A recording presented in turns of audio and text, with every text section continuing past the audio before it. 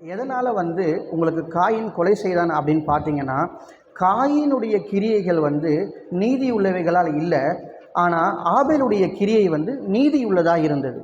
அப்போது நீதியுள்ள கிரியைகளை எதிர்த்து நிற்கிற எல்லாருமே யாருன்னு பார்த்தீங்கன்னா காயின் தான்.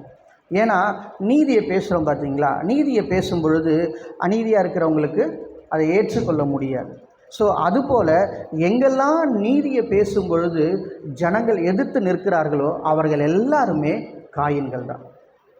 ஸோ அப்போ இந்த காயின்களுக்கு நாம் எச்சரிக்கையாக இருக்கிறது ரொம்ப முக்கியமான விஷயமா இருக்கிறது. ஸோ காயின் ஏன் கொலை செய்தான் அப்படின்னு பார்த்தீங்கன்னா, தன்னுடைய கிரியைகள் சரியில்லை, அடுத்தனுடைய கிரியை சரியாக இருக்குது அப்படின்றதுக்காக கொலை செய்கிறான். அப்போ காயின் என்ன செஞ்சுருக்கணும், தன்னுடைய கிரியைகள் சரியாக இல்லாததை பார்த்து இதிலிருந்து மனம் திரும்புகிற விஷயத்துக்குள்ளே போயிருக்கணும். ஓகேங்களா?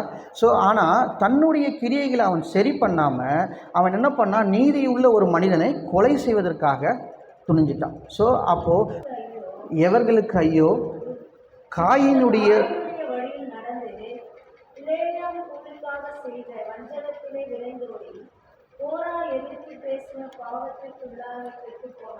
ஸோ அப்போ யாருக்கு ஐயோனா, காயினுடைய வழியில் நடக்கிறவர்களுக்கு ஐயோ.